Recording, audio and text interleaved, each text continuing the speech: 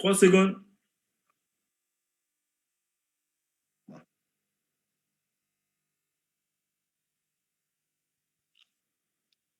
Bonsoir, bonsoir à tous. Bonsoir les followers. Partagez ce soir. J'ai deux invités de grande qualité, deux gros calés comme ça. Partagez, bonsoir. Je suis très content de vous retrouver ce soir pour ce nouveau Copa fait son match.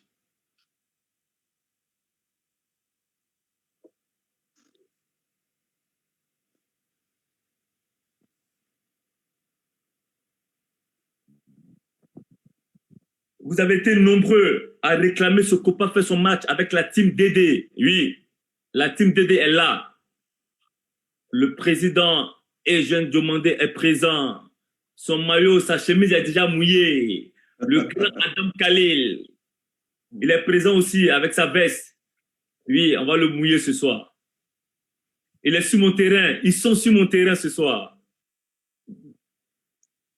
Vous êtes très nombreux ce soir, comme tous les soirs de nos matchs, car ici, nos invités s'expriment sans langue de bois. Ici, on reçoit des personnalités de tous bords, passionnés de football. Ce soir encore, nous parlerons des élections de la Fédération ivoirienne de football. Partagez et restez connectés.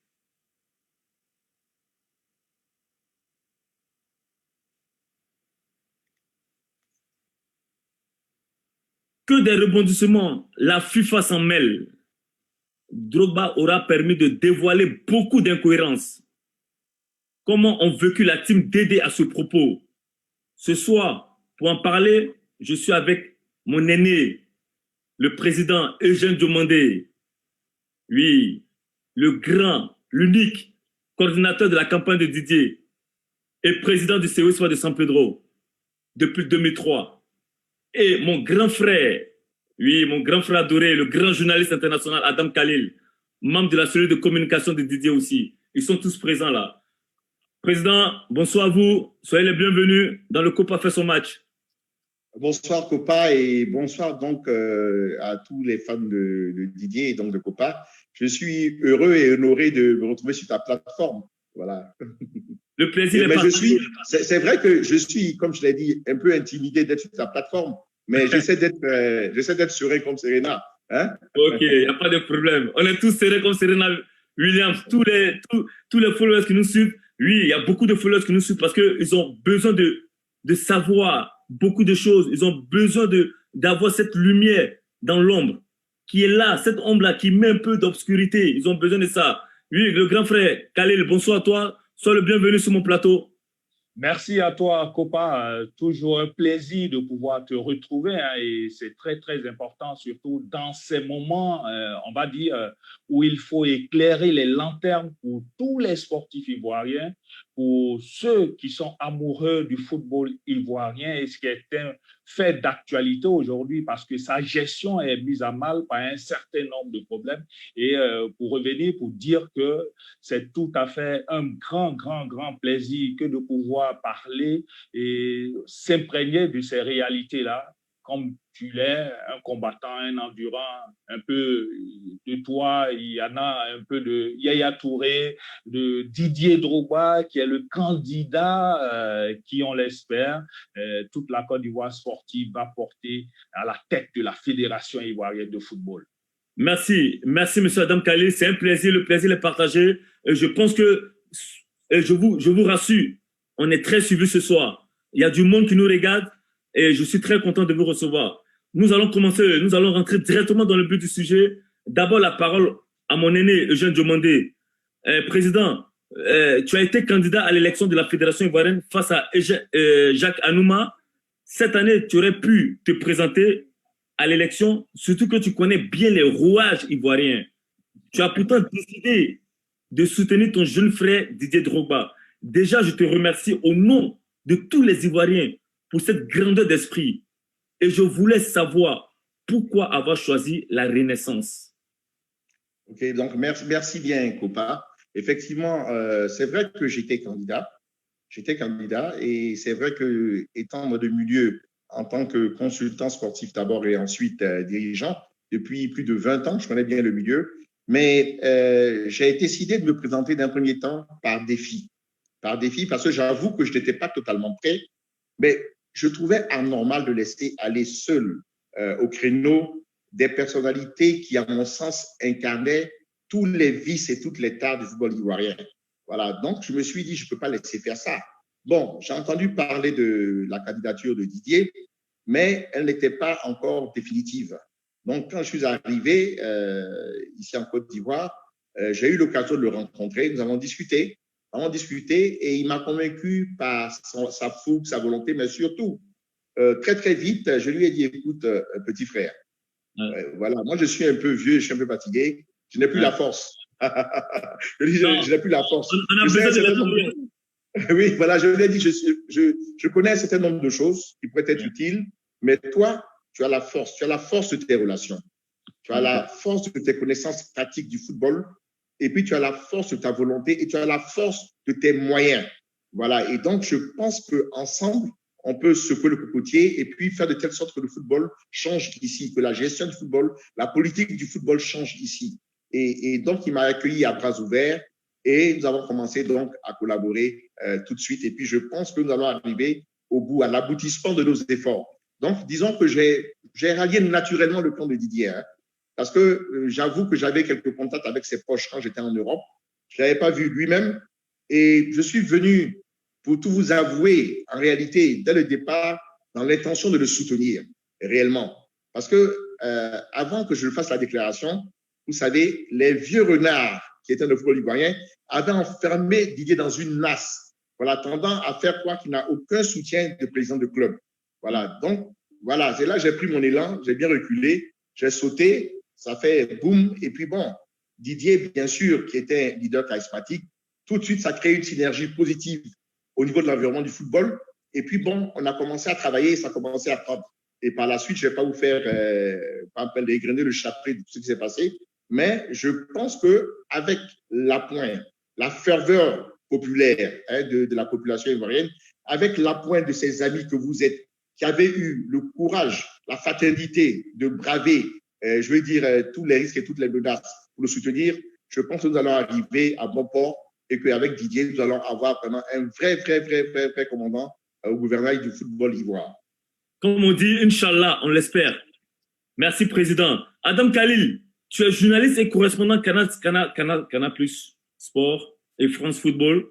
Quand tu échanges avec tes confrères étrangers, est-ce qu'ils comprennent qu'une légende telle que Didier Drogba rencontre des difficultés à se présenter à une simple élection dans son propre pays, alors que les autres le réclament?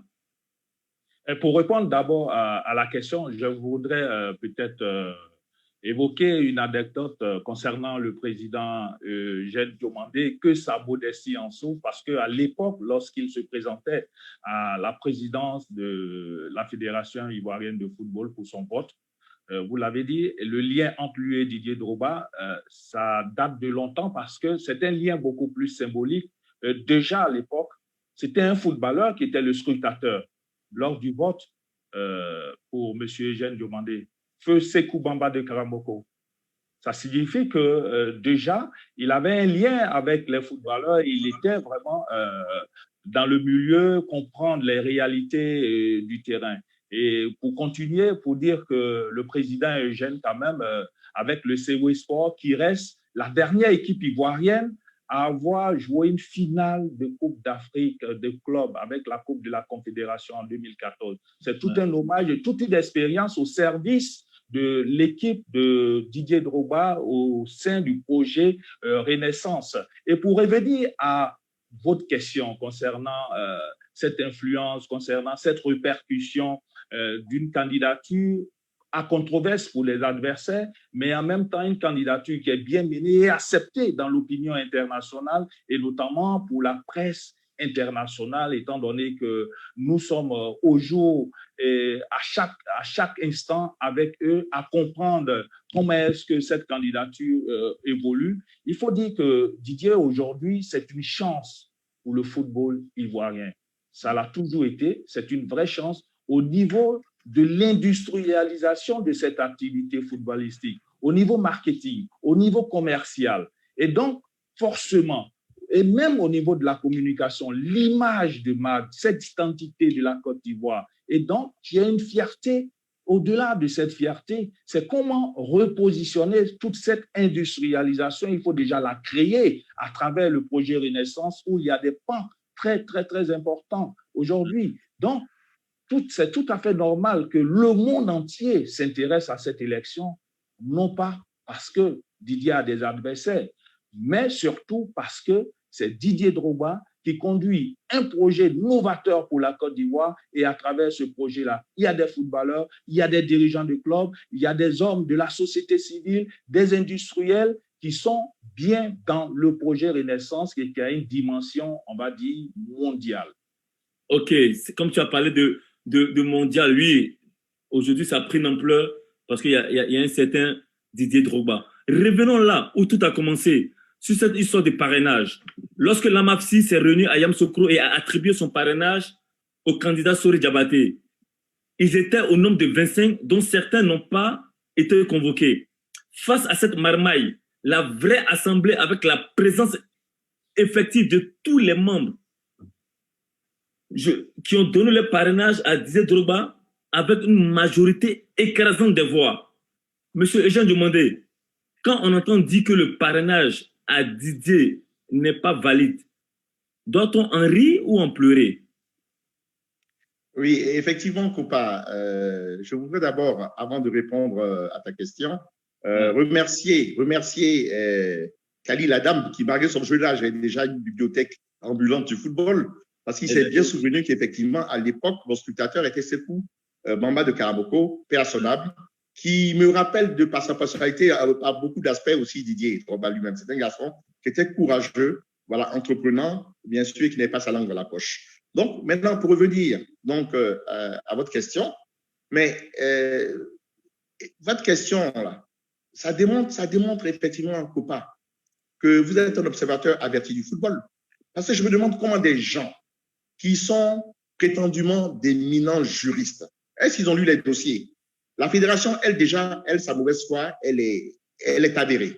Elle est avérée parce que l'arbitre en question, qui avait accordé un parrainage qui était totalement illégal et antidaté, en question, cet arbitre était forclos. Il n'avait plus de mandat pour représenter les arbitres. Mais comme il était acquis et à la solde du comité exécutif de la Fédération de football, ils ont essayé de le maintenir en empêchant la tenue d'une assemblée générale parce que ce monsieur avait terminé son mandat. Voilà. Et ce monsieur a donné un mandat antidaté depuis le mois de mars, donc au candidat du comité exécutif, Sori Diabaté. Et comme il s'est rendu compte par la suite quand même qu'il devait consulter quelques pairs, il a organisé un semblant de réunion à Yamoussoukro où il a pu réunir autour de lui que 25 personnes qui lui étaient acquises. Et à l'issue de cette réunion, il a décrété que les arbitres donnaient leur parrainage. Mais c'était totalement faux. Il y a eu des protestations ce jour-là. Et donc, les arbitres qui sont des gens organisés, voilà, se sont réunis à Abidjan. Ils ont récolté, ils ont compilé des pétitions. 343 personnes, 343 arbitres ont signé des pétitions. Voilà, ils ont organisé une AG à laquelle ont participé 236 arbitres. C'est-à-dire que le quorum était atteint. Et cette AG a été autorisée par le ministère de l'Intérieur au vu des pièces produites qui démontraient que le mandat de l'arbitre du président précédent était terminé. Voilà, toute chose que la fédération aurait pu observer qu'elle n'a pas faite. Donc, c'est en toute légalité qu'ils sont venus accorder une salle. Ils ont organisé leur réunion. Ils ont d'abord élu leur nouveau président. Et au lieu que ce président désigne un des candidats pour accorder le parrainage, il a permis à toute l'Assemblée de voter. Et il y avait des journalistes qui étaient dans la salle. Ils ont voté devant des urnes transparentes, au vu aussi de tout le monde. Et il y a eu 218 voix pour Didier, contre une voix à Sori et une voix à Idriss Diabaté. Vous avez vu? Et donc, dans des conditions de transparence, de démocratie, où tous les acteurs sont convoqués régulièrement, vous voyez le score que Didier atteint. Voilà. Quand les gens disent que oui, il n'a pas le soutien des électeurs, et que donc, même si l'aventure, les candidats, comment ils peuvent gagner? Je dis, mais vous vous trompez. C'est parce que justement, il y a toute cette fumisterie, toutes ces ondes qui sont créées autour de l'élection, toutes ces menaces, voilà, toutes ces filouteries qu'on assiste à des, je vais dire, à des parrainages orientés, voilà, obtenus, voilà, par la force, par la menace, par le chantage, voilà, mais autrement. les adversaires savent très bien aujourd'hui qu'ils ne veulent pas que Didier atteigne le stade des élections. C'est parce que les présidents se sont parlé entre eux. Voilà, ils en ont marre de toute cette situation et ils ont décidé aujourd'hui d'aller vers leur bonheur, vers les portes que leur ouvre Didier. Et donc, ils savent que si Didier arrive aux élections, le scrutin étant secret et en même temps transparent, ils vont essuyer une défaite sévère. Voilà, donc pour répondre à votre question, le parrainage, le seul parrainage qui est légal, est le parrainage que l'AMAFSI, dans son ensemble, par une assemblée générale, a donné au candidat Didier Drogba. Le président qui a signé un parrainage n'était plus président. Voilà, il était forclos depuis longtemps. Il n'était plus président et de plus, ce parrainage n'a pas été acquis à travers une consultation générale des arbitres. Donc, on n'a pas besoin de sortir de l'INDA ou bien de l'école de magistrature pour regarder, pour voir quel est le parrainage légal. Alors, quand les gens disent qu'ils donnent un parrainage à M. Koulibaly Souleymane, voilà, celui qui a accompli le forfait, un autre parrainage, je dis, mais attendez, il faut inscrire ou bien quoi. Et en fin de compte, ils arrivent à déterminer que c'est le parrainage de Didier qui est illégal, celui qui a suivi la procédure la plus normale de la loi associative et de la FIFA. Alors, allez-y, comprendre quelque chose. Merci le président pour l'éclairage. Adam Khalil, on va revenir à toi tout de suite parce qu'il y a un autre parrainage qui a fait aussi débat. Le jour où l'AFI a décidé d'accorder son parrainage au grand frère Idriss, Didier venait de perdre une amie, une complice, la fille de Nelson Mandela. Et le même jour, c'est le décès du frère de Serge Aurier. D'accord? Sachant qu'il y a vraiment une grosse complicité entre ces personnes. Drogba aussi avait perdu il n'y avait pas longtemps Arafat DJ. Comment Didier a vécu ce non-parrainage de l'AFI et particulièrement cette journée?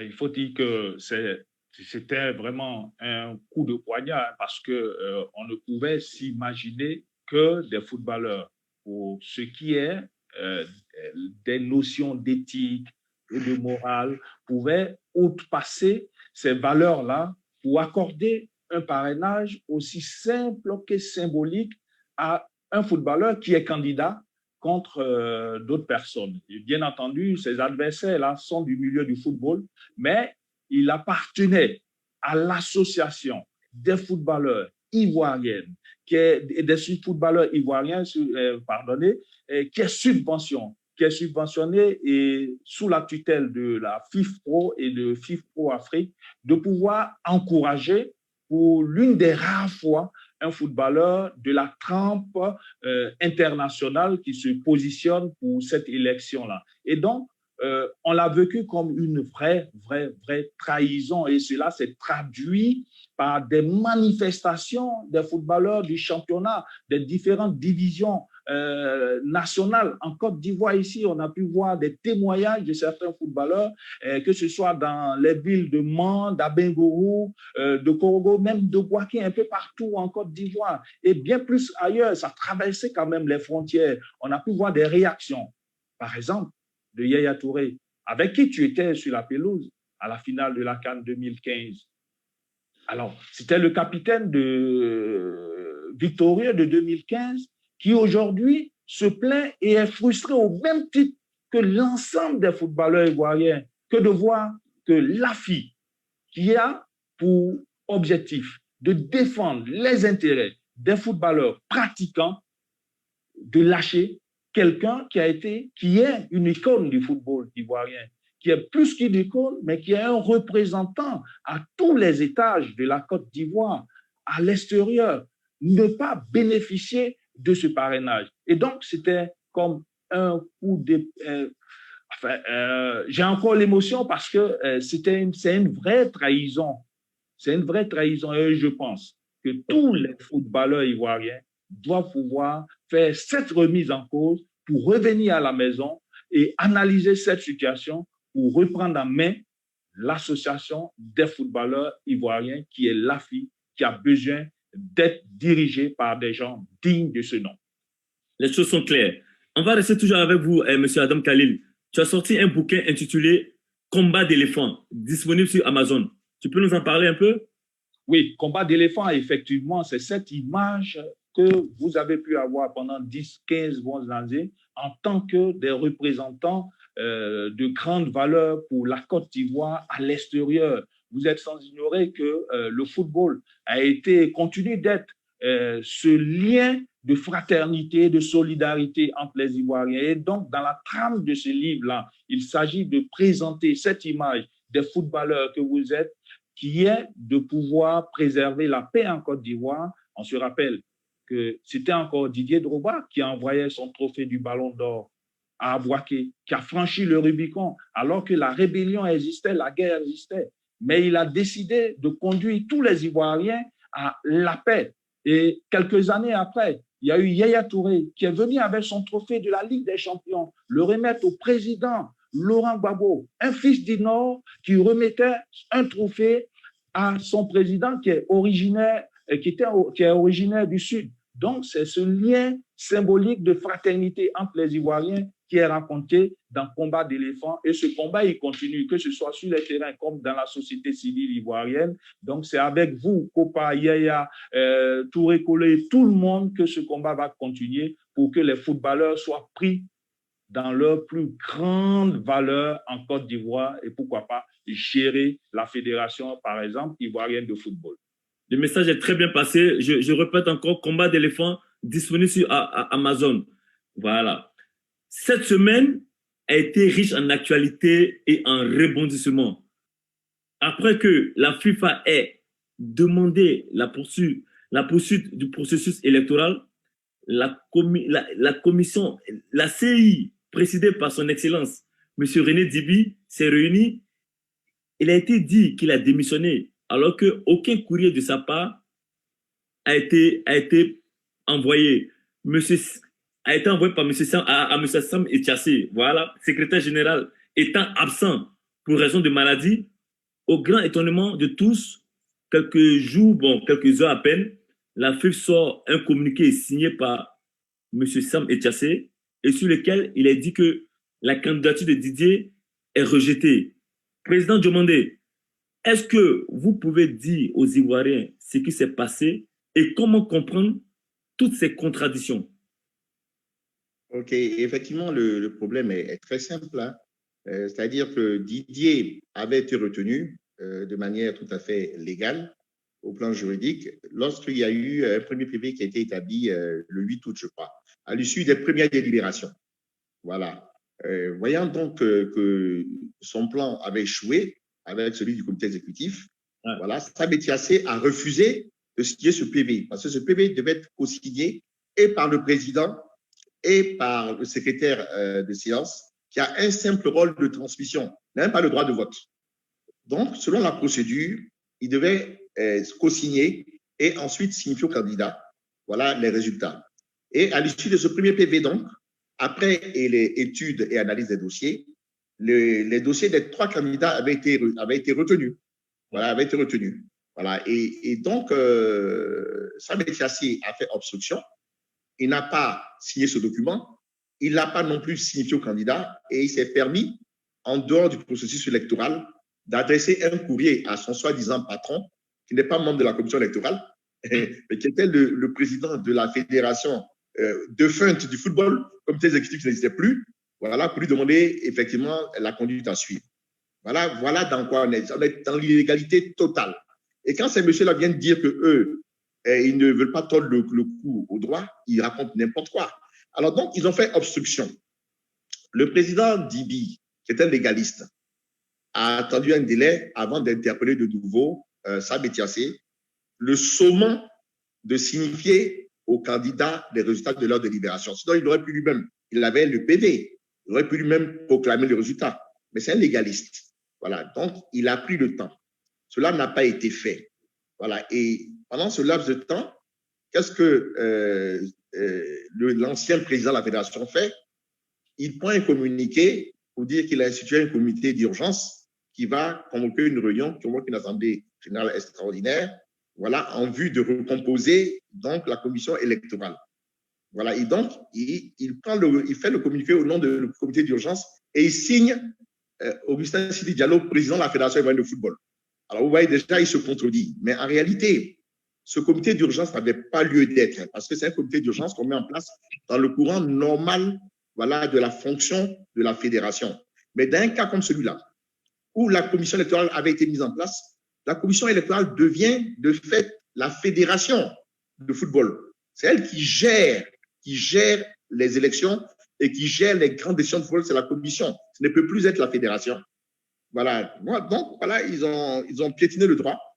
Tout ça parce qu'ils ne voulaient pas valider, je veux dire, la candidature de Didier qui avait, elle, été validée par la commission électorale dûment composée. Voilà.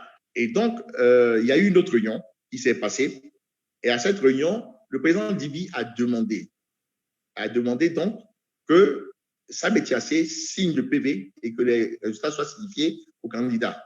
Et ce faisant, il s'est vu opposer, bien sûr, par la négative, la réponse de certains membres qui travaillaient pour le compte de la fédération, voilà, et qui ont demandé qu'il y ait une sorte de vote à nouveau. Alors donc, il a claqué la porte. Mais il n'a pas démissionné. La nuance est là. C'est-à-dire que M. Dibi, qui a été désigné président de la commission électorale à l'issue de l'Assemblée générale ordinaire, comme le disent les textes de la commission électorale, M. Dibi demeure le seul président légal et reconnu envers la FIFA, la commission électorale. À partir du moment où il y a une réunion qui s'est tenue, sans lui, qu'il y a eu une recomposition qui a été effectuée en dehors de l'Assemblée générale ordinaire et sans l'accord de la FIFA, il fallait s'attendre à ce que, effectivement, cette réunion ne soit pas reconnue en tant que telle. Elle n'avait que pour seul objectif de faire croire que la candidature de Didier avait été reconnue à mauvais escient et d'éliminer Didier. Alors, c'était un peu trop gros, c'était cousu de fil blanc. Alors, de telle sorte que quand la FIFA a appris, en quelque sorte, la révocation par le comité exécutif du président de la commission électorale, elle s'est levée au nom des textes contre cette révocation et elle a suspendu automatiquement tout le processus électoral parce qu'il était hors des rails. Il était hors des rails et il était mené de manière, je veux dire, scandaleusement illégale. Voilà. Donc, ce qui s'est passé, c'est que la fédération a tenté un passage en force pour éliminer la candidature de Didier en dehors de tous les textes. Voilà. Et je ne sais pas sur quoi elle comptait. Je vois pour avoir l'accord de la fédération ivoirienne. Certainement que certains marabouts, là, ont dit qu'ils allaient endormir les gens de la FIFA parce que leur procédure était tellement grotesque et grossière que c'était impossible que la FIFA laisse passer cela. Vraiment. Donc, vous voyez, quand on est obnubilé, obsédé par la haine qu'on a vis-à-vis d'un individu, par la volonté de se maintenir coûte que coûte pour préserver ses propres privilèges, ben, on est aveuglé. C'est ce qui s'est passé. Donc, il n'y a pas lieu de croire, comme certains le disent, que la FIFA soutiendrait Didier. Non, la FIFA soutient ces textes, soutient le droit, voilà, et la normalité. Voilà, c'est le cas. Ok, président, vous avez parlé de suspension. Adam Khalil, le président, il a parlé de suspension tout à l'heure. Est-ce toutes ces incohérences qui ont poussé la FIFA à suspendre le processus électoral? Et ce qui me permet de faire cette précision, il y a un débat actuellement sur les réseaux sociaux, que ce soit en ville, que ce soit les détracteurs, peut-être pour la candidature de Didier Drogba, comme quoi la FIFA ne devrait pas s'intéresser à cela. Si, il faut que la FIFA s'intéresse à cela. Quand on est sous la tutelle d'une institution comme celle de la Fédération internationale de football association et qu'on bénéficie de ces subventions et qu'on participe à ces activités, que ce soit les séminaires, les forums qui sont financés par la Fédération internationale, il faut évidemment que la FIFA regarde et s'ingère dans ces problèmes locaux parce que les fédérations ne sont pas toujours bien organisées par la faute de certains individus. Et ce n'est pas la première fois que la FIFA va s'intéresser aux problèmes du football ivoirien. En 2008, il y a eu un groupement de dirigeants de clubs qui a adressé des lettres à la Fédération internationale sous prétexte qu'il y avait des problèmes de gestion au niveau de la fédération. Ce groupement avait le label GIS, mais la FIFA a proposé une médiation à Zurich où les dirigeants des deux parties sont partis. Ensuite, au mois de mai 2018, la FIFA avait annoncé une suspension de la fédération, et je reprends les termes, de tout nouveau paiement ou virement en faveur de la Fédération ivoirienne. Une décision qui faisait suite aux difficultés rencontrées par des auditeurs qu'elle avait missionnés, elle, la FIFA, en vue de vérifier une partie de la gestion. Pourquoi aujourd'hui, diantre, on ne voudrait pas que la FIFA s'intéresse et s'ingère dans un problème qui est créé de main de maître par des instigateurs, par un groupe de personnes qui ne voudraient pas le développement du football ivoirien. Il faut que ça s'arrête à un moment donné. Et donc, la FIFA a le droit de venir regarder ce qui se passe sous Cap en Côte d'Ivoire, comme elle a pu le faire en Sierra Leone récemment, au Nigeria, en Indonésie, au Soudan. Ce sont plus de 200 associations nationales qui sont concernées par cette fédération internationale parce qu'elle les finance, elle les subventionne et elle a un droit de regard sur le fonctionnement interne. Les choses sont claires. Président, je voulais ajouter, effectivement, je voulais ajouter que cette ingérence est une ingérence qui est positive et c'est une ingérence qui est consentie par les fédérations. Parce que dans le code électoral, il est prévu que lorsque le processus électoral rencontre un problème, que ce soit la FIFA, effectivement, qui intervienne pour régler ce problème. C'est clairement dit. Alors, ce n'est pas une intervention, je veux dire, épidermique et, je veux dire, conjoncturelle. C'est une intervention qui est prévue par les textes réglementaires, même de la Fédération ivoirienne de football. Donc, il n'y a même pas de quoi s'étonner. Et comme le disait tout à l'heure, Khalil a raison, la FIFA finance de manière lourde les fédérations de football. Et la FIFA a un droit de regard sur la gestion de ces fédérations.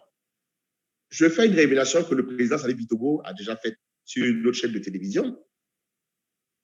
Il est établi aujourd'hui que la Fédération ivoirienne de football a reçu plus de 300 millions pour le soulagement des clubs, des associations et des joueurs dans le cadre de l'épidémie de Covid. Mais cet argent n'a jamais été redistribué. Cet argent n'a jamais été redistribué.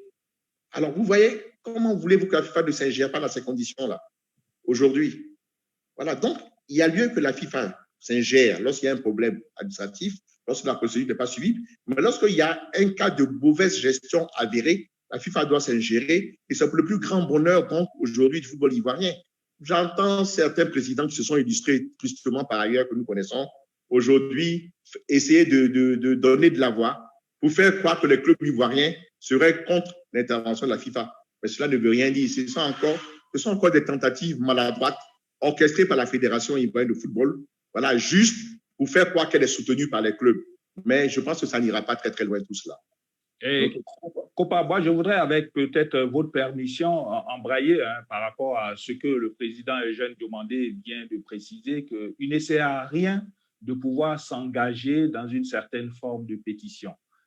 Quand on a accepté de participer aux activités de la FIFA depuis plusieurs années, depuis les années 60 jusqu'à aujourd'hui, on se doit de respecter les tests et les lignes directrices de la FIFA au risque de se faire sanctionner. Et pourquoi pas, peut-être qu'on va vers une nouvelle reprise en main de la FIFA, par la mise en place d'une administration provisoire. On ne voudrait pas arriver à cela.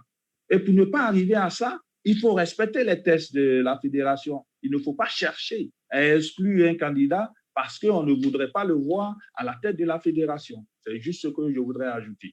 Ok, Khalil, vous avez parlé de pétition. Est-ce que vous pouvez nous éclairer un peu plus? Oui, nous, peut-être que par des formations professionnelles, en tant que journaliste, on a des documents, des informations qui nous reviennent depuis hier nuit déjà sur le fait qu'on fait passer une liste de pétitionnaires, de dirigeants de clubs ivoiriens pour contester déjà les décisions et les prises, en tout cas ce que la FIFA veut faire, notamment regarder de très près, pour dire que non, il ne faudrait pas que ces dirigeants de clubs-là s'engagent dans cet élan-là, qui est manifestement un élan illicite, parce qu'il ne faut pas s'opposer de la sorte à la FIFA au risque d'être complice de la forfaiture, surtout qu'il y a des audits derrière certaines fédérations en Afrique. Donc, il faut faire très attention pour ne pas être complice de ces gestions-là. D'accord. Président Eugène Diomandé, Aujourd'hui, on s'attaque à la candidature de Didier. On invalide ses parrainages alors que son dossier est complet. De l'autre côté, le candidat Sori n'a pas démissionné de son poste au sein de la Fédération ivoirienne de football et fait partie du comité de recours. Est-ce normal tout ça? Mais c'est totalement anormal, comme tu le relèves. C'est totalement. On vit dans une anomalie totale aujourd'hui. Et donc, le fait qu'un candidat appartienne au comité exécutif, bénéficie des moyens alloués au comité exécutif pour faire sa campagne, mais je veux dire, c'est un gros scandale. C'est une grave entorse à l'éthique même et à la déontologie, je veux dire, de membres du comité exécutif de la fédération. C'est une grave entorse. Ce n'est même pas normal. C'est un fait, comme l'a relevé le vice-président Soumaro de la commission électorale, qui entraîne la nullité même de sa candidature. Alors, on n'en parle pas et on vient chercher des cheveux, des poux dans les cheveux de Didier. Alors, je veux dire que vraiment, il y a tellement d'anomalies dans cette histoire. Si on prend tous les parrainages qui ont été obtenus sur les groupements d'intérêt aujourd'hui, mais ils sont presque tous illégaux. On n'a fait que discuter du problème des arbitres, parce que justement, les arbitres, de manière tout à fait légale, en suivant la procédure, ont accordé leur parrainage à Didier. Donc, c'est le seul groupement d'intérêt aujourd'hui qu'on a indexé. Mais je puis vous assurer aujourd'hui que tous les parrainages de groupements d'intérêt ont été acquis de manière illégale. Et nous en avons les preuves. Voilà. Donc, si nous devons reprendre cette compétition à zéro, je veux dire, reprendre l'étude des dossiers à zéro, il y a d'autres, ce sont les autres candidats qui vont en pâtir. Nous savons, par exemple, que pour ce qui est du vote des médecins, le vote s'est effectué de manière tout à fait illégale. Ça, inbox, par message. Ça n'a même pas été dépouillé en présence des votants. Et c'est le président, le président des médecins sportifs qui a été donné son parrainage aussi en catimini au même candidat, Sory Diabaté. Nous savons comment ça s'est passé au niveau de la fille déjà. Vous avez vu, concernant Didier, les pressions qu'il y a eu. Voilà, les pressions qu'il y a eu, les chantages, comment vous dire ça, la corruption, voilà, qui a été établie. Mais au niveau des anciens footballeurs aussi, qui étaient, dont Bamine Alain est à la tête, il y a eu encore une grosse irrégularité. Le président étant lui-même absent pour des raisons de cas de force majeure liées au confinement, voilà, on n'a pas attendu qu'il convoque l'Assemblée, on n'a pas attendu qu'il soit là. Et on a fait composer un bureau de manière illégale, qui n'a pas fait d'AG et qui a procédé à un vote. Presque tous les parrainages, y compris même certains de ceux du candidat Idriss Diallo, sont des parrainages irréguliers et illégaux. C'est Didier seul qui a acquis un parrainage de groupe d'intérêt de haute lutte de manière légale, en suivant la procédure normale. Et aujourd'hui, c'est à lui qu'on s'en prend en voulant dénier la légalité de ces parrainages. Donc, je peux vous dire, tout simplement, que la FIFA est en train de reprendre les choses en main. Nous ne savons pas quelle décision elle va prendre encore et nous ne pouvons pas en préjuger. Mais rassurez-vous, quel que soit le cas de figure, c'est-à-dire en ce qui concerne la réorganisation de ces élections, Didier est bien placé pour remporter la palme parce qu'il a toujours travaillé de manière propre et honnête concernant ces élections en essayant de convaincre les différents électeurs à travers son programme de la Renaissance. Là où les autres voilà, ont agi à coup de corruption, à coup de chantage, à coup de pression, dans le même pas entrée, il y a certains candidats qui ont fait jouer des pressions politiques. Et voilà, pour avoir des clubs, voilà, des parrainages de clubs, de groupes d'intérêt. Voilà, nous sommes mis en dehors de tout cela. Voilà, et donc nous demandons simplement à compétir et pouvoir présenter notre programme aux électeurs et pouvoir faire bénéficier des connaissances, des relations de Didier, donc aux clubs, aux associations ivoiriennes. Merci, Président. Adam Khalil, avec toutes les tentatives visant à le nuire, je parle de Didier, à l'écarter, à le déstabiliser, Didier a toujours maintenu le cap. Vous qui êtes à ses côtés, comment Didier a vécu tous ces rebondissements? Très sereinement et calmement. Vous le connaissez également pour avoir été son coéquipier. C'est un compétiteur, c'est un combattant. Et ça, moi, j'ai eu à côtoyer Didier Drogba comme bon nombre de footballeurs ivoiriens, notamment depuis les années 2004-2005, avec cette montée en force de cette génération exceptionnelle que vous avez pu représenter. c'est un compétiteur. Imaginez la frustration qu'il a pu endurer à la veille de la Coupe du Monde 2010, alors que vous étiez au Japon. Il s'est blessé. On l'a blessé sur le terrain, au cubitus. Il s'est relevé avec des interdictions des médecins, mais il a voulu participer au nom de la Côte d'Ivoire et pour tous les fils ivoiriens à cette première Coupe du Monde en Afrique, pour donner cette image de vaillant guerrier d'Ivoiriens à la face du monde. Imaginez ensuite la frustration qu'il a pu endurer en 2008, alors qu'on lui a arraché son ballon d'or, qui devait être organisé au Ghana finalement, amené au Togo, à Lomé. Imaginez toutes ces frustrations.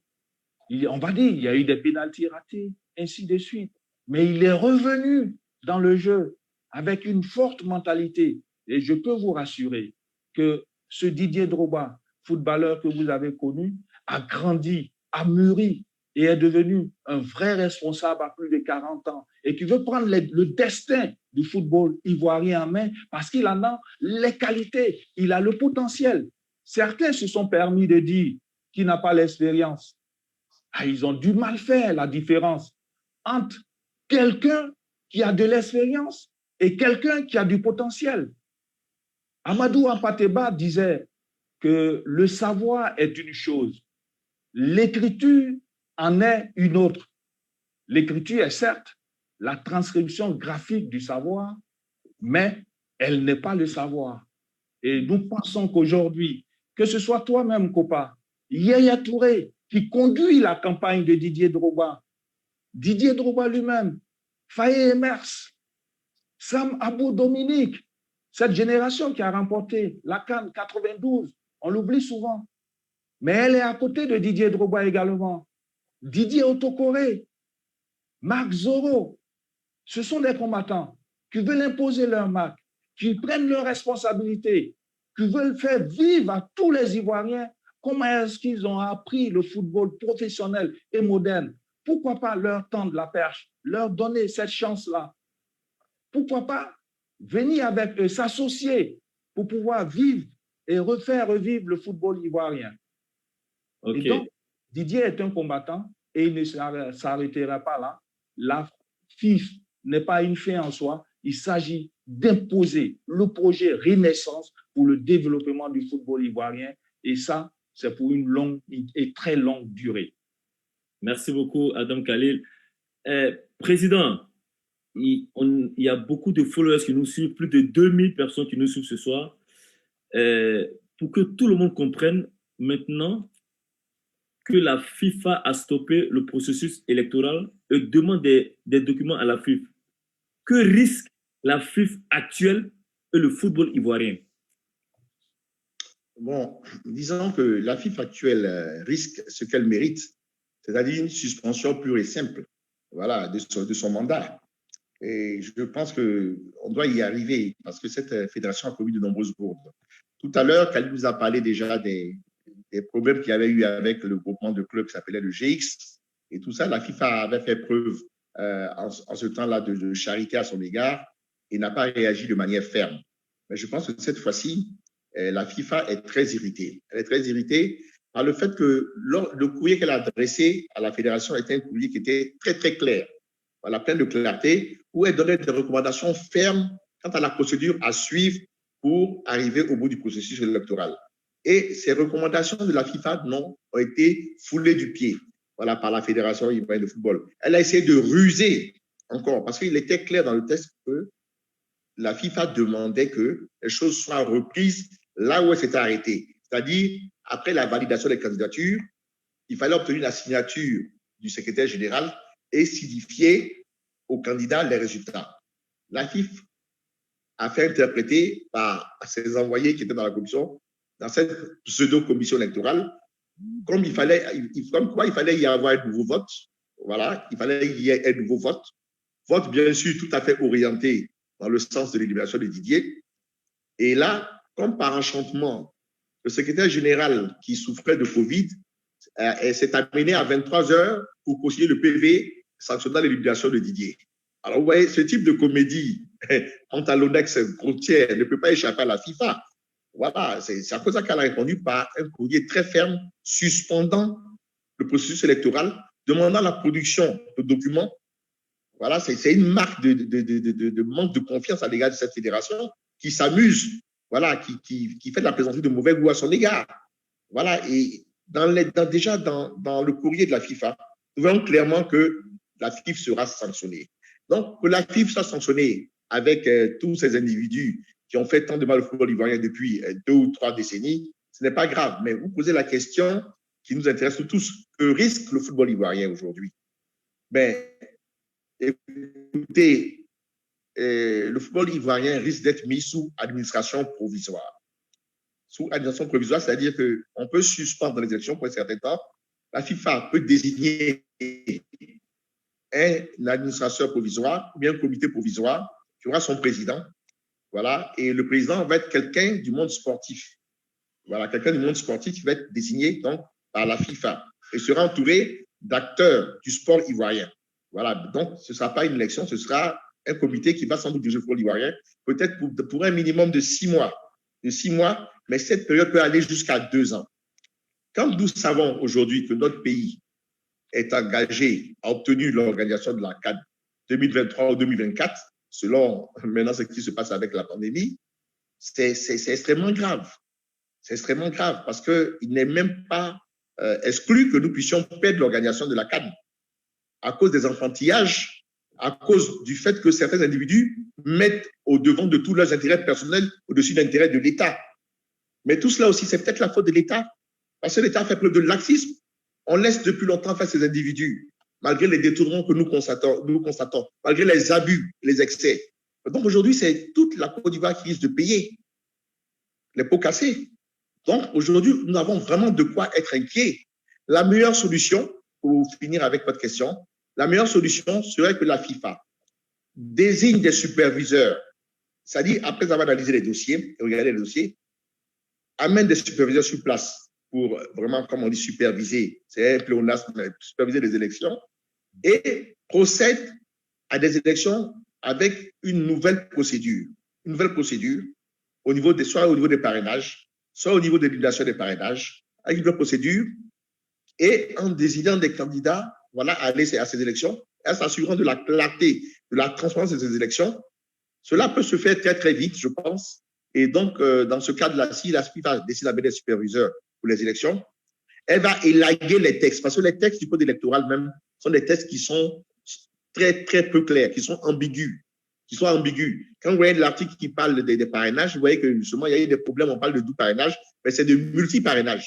Mais tout ça, c'est parce que les textes ne sont pas clairs. Les textes ne sont pas suffisamment clairs.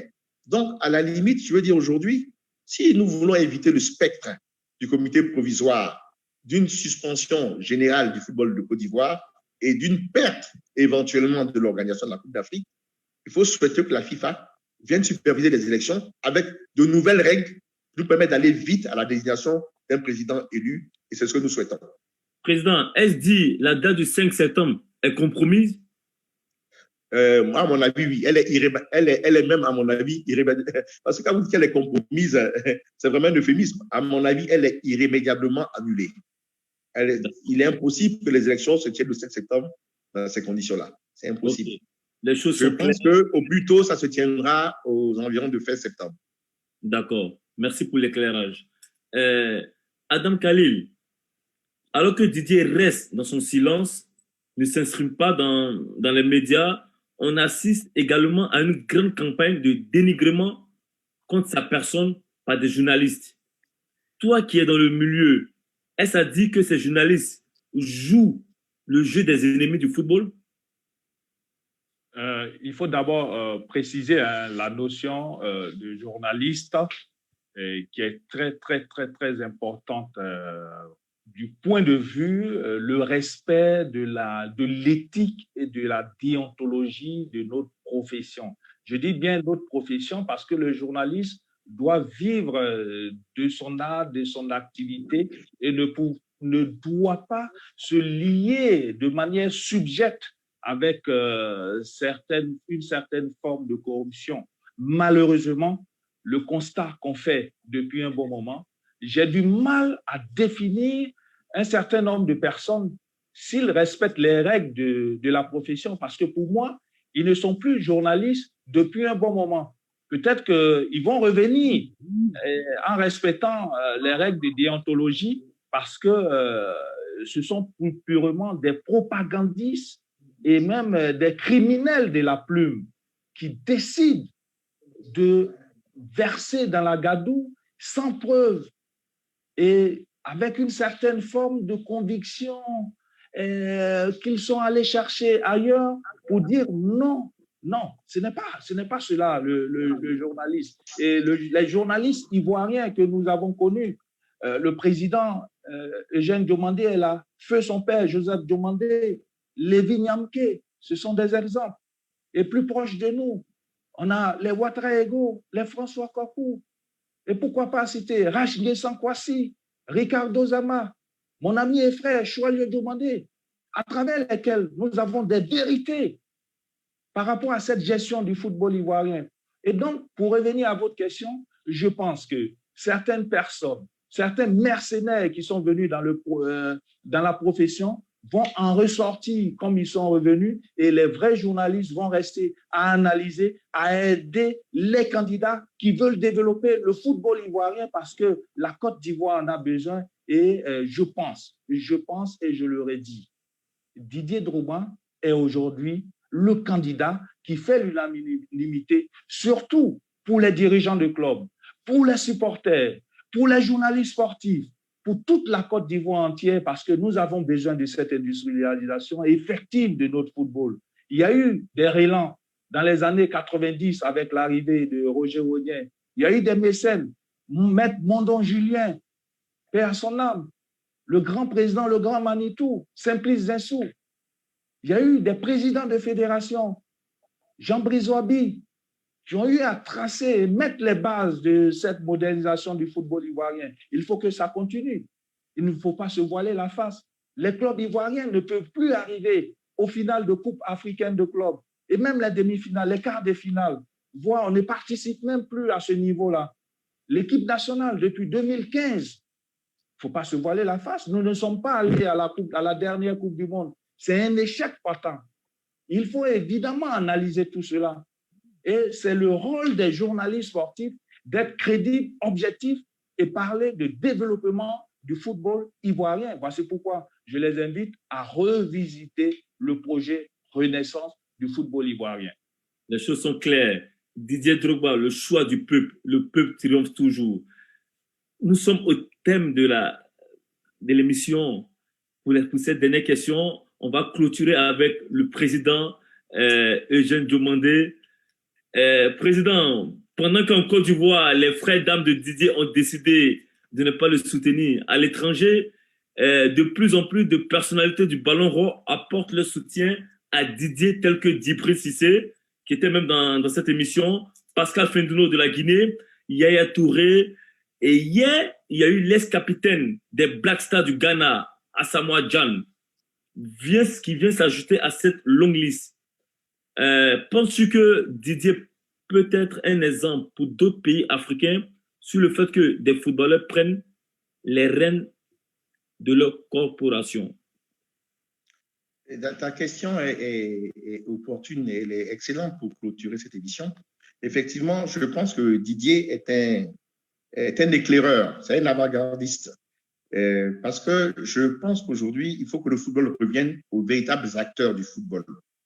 Voilà, il faut que cette gérontocratie, c'est-à-dire cette vieille garde qui s'accroche depuis 30 ans au football pour sucer le sang de la jeunesse ivoirienne au football, il faut qu'on puisse la dégager. Et c'est normal. Vous savez, quand vous entrez dans une caverne sombre avec des vampires aux dents aiguisées, voilà, qui sont en train de sucer le sang des jeunes, mais ils ne veulent pas partir, ils essaient de vous tuer. Voilà, c'est ça qu'on assiste aujourd'hui. Mais vous dites, et ça fait de la peine.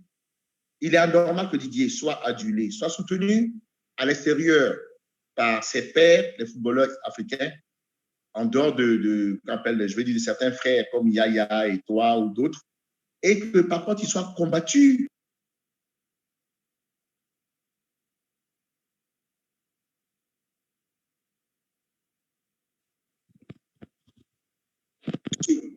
Ce sont les soubresauts voilà, d'une époque qui est en train de se terminer.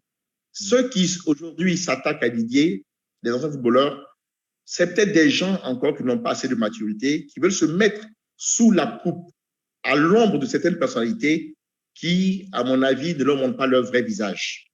Ne leur montrent pas leur vrai visage. Et je crois qu'aujourd'hui, il est temps. Et je veux dire, l'union des forces qu'il y a aujourd'hui entre Didier et moi, c'est une sorte de passage de relais, de passage de flambeau, effectivement. Voilà, parce que, et j'en suis fier, parce qu'au-delà de Didier, il faut que vous autres, Kopa, Yaya, d'autres, Blaise Kwasi, mais on doit vous encourager aujourd'hui même à prendre des clubs de football. Pour moi, ce n'est pas une menace. Et les dirigeants actuels ne doivent pas le sentir comme une menace, ça doit être une fierté. On doit vous encourager à reprendre des clubs de football parce que vous avez pratiqué au plus haut niveau, vous avez une expérience pratique, vous avez une connaissance théorique aussi qui permettra au football de s'élever. Et puis, vous avez un peu plus de moyens que la plupart des présidents de clubs actuels. Mais c'est parce qu'on vous maintient à l'écart qu'aujourd'hui, vous ne pouvez pas faire profiter de vos moyens, voilà, de votre science et de votre volonté au football ivoirien. Donc, je pense que tout cela, on doit en crever l'abcès aujourd'hui. Et je rejoins Khalil pour dire qu'avec Didier, ça va être une nouvelle ère, je vais dire, d'excellence, d'espérance et d'excellence. Parce qu'au-delà du comité exécutif de la Fédération ivoirienne, qu'on connaît suffisamment pour sa médiocrité, mais ce sont tous les médiocres qui soutiennent la Fédération aujourd'hui. Vous parliez des journalistes qui s'attaquaient à Didier, mais ce sont des journalistes médiocres qui vivent des subsides, des prébendes, on leur donne des petites enveloppes, on leur donne pour raconter des mensonges et protéger des gens qui passent leur temps à enfoncer le football ivoirien. Ce sont ceux-là aujourd'hui qui se débattent et qui considèrent Didier comme un danger parce qu'ils savent que Didier va promouvoir l'excellence. Voilà, et ils savent qu'ils n'y ont pas leur place. Ils préfèrent donc pérenniser, laisser en place le système ancien. Voilà, et pour eux, Didier est un ennemi parce qu'ils ne pourront plus manger. Voilà dans quoi on vit là actuellement. Donc, c'est un combat qui ne doit pas nous faire peur. Et je voudrais demander aussi à tous ceux qui vous suivent aujourd'hui de s'armer de courage et puis d'espérance parce que nous allons gagner. Nous allons gagner parce que nous sommes dans la vérité, voilà, et nous sommes soutenus par la grande majorité de la population. C'est vrai qu'il y a un corps électoral qui est là. C'est vrai qu'il y a encore quelques incompréhensions. Il y a quelques incompréhensions au niveau du corps électoral, mais je pense qu'on ne peut pas demander aux personnes de changer brutalement en quelques semaines. Voilà, alors qu'elles ont vécu pendant 30 ans dans l'obscurité et dans la soumission d'un comité exécutif tout puissant, voilà, qui les tenait sous le joug de la menace. Alors, donc, je pense qu'il faut que les gens soient compréhensifs à l'égard des dirigeants du club. Nous, on a commencé à parler avec eux. Ils savent ce qu'il leur reste à faire et nous avons bon espoir que les élections aient lieu d'ici fin septembre et que Didier soit élu pour permettre au football ivoirien de revivre et de renaître. OK. Très rapidement, avec Adam Khalil, pour un mot de fin. Juste pour dire qu'il faut croire au projet Renaissance qui est incarné par la team Dédé, conduite par Didier Drogba, depuis Kopa Barry, Yaya Touré, Emes Faye, tout le monde, parce que ça prend en compte le cas des dirigeants de football ivoirien, les notions de formation, son applicabilité au niveau de la construction des stades, des terrains modulables. Il y a un certain nombre d'éléments importants comme ça qu'il faut visiter dans le projet et venir vers ce projet-là qui a été concocté. Et ça, il ne faut pas se le cacher, qui a été fait par des dirigeants de clubs. Les cellules de réflexion et de travail ont débuté depuis 2 ans, voire 3 années, 4 ans pour certains, autour de ce projet Renaissance. Et donc, il faut comprendre que depuis des années, Didier Drogba est sur ce projet-là. C'est pourquoi il faut féliciter les dirigeants de club qui n'ont pas encore mis leur tête au grand jour pour qu'ils viennent et continuent de lutter. C'est vrai qu'il y a certains qui sont dans les autres camps, mais ils viendront et aider Didier Drogba à acheminer tout ce projet-là à la tête du football ivoirien. Président, vous voulez rajouter encore quelque chose? Je voulais juste, quand même, parce que vous êtes modeste, je voulais quand même juste te féliciter, Kopa. Parce qu'on a parlé de la fédération, des clubs, de ce que les footballeurs qui viennent de terminer leur carrière peuvent faire, mais il y a aussi la consultance, il y a l'audiovisuel. Et je veux dire que tu m'as agréablement surpris aujourd'hui, vraiment, par la maîtrise avec laquelle tu as vraiment dirigé cette émission. Voilà, et donc je voulais te féliciter, t'encourager dans ce sens-là. Parce que dans le football, il y a plusieurs segments. Voilà. Et je voulais t'encourager à réussir dans ce segment-là. Voilà. Et puis, comme je suis certain de ta réussite, il faut qu'on se voit pour discuter un peu d'une collaboration à cet effet-là aussi. Je voudrais, Inch'Allah, Inch'Allah. Copa, je voudrais Oui, Adam. non, je voudrais préciser que le président Eugène Diomandé, avec Feuillon Richard à l'époque, c'était le premier consultant télé pour les émissions de sport, avec Télésport à l'époque, et donc il aime bien ce domaine d'activité-là également. Merci à Mais vous. vous avez quel âge, Khalil? Parce que vous n'avez pas 60 ans, mais vous vous souvenez de tout. Non, justement, c'est le savoir qui fait l'expérience dans la team Didier Drogba. Voilà. Voilà. C'est clair. Président, Président, et je viens de demander, je vous remercie, l'aîné, mon grand frère, Adam Khalil. Ça a été un honneur pour moi de vous recevoir sur mon terrain. Aujourd'hui, vous avez permis aux Ivoiriens, à mes followers, de mieux comprendre les contours de cette élection et de savoir à peu près où on va. Plus que jamais, nous restons vigilants et déterminés. Notre candidat est serein comme Serena Williams. Soyons tous des Serena Williams. Merci à vous de nous avoir suivis. À très bientôt. Bisous là-bas.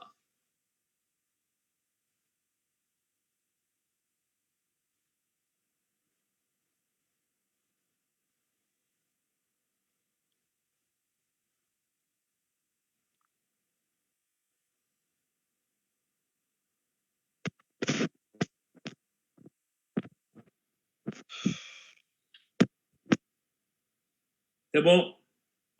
On n'est plus en live.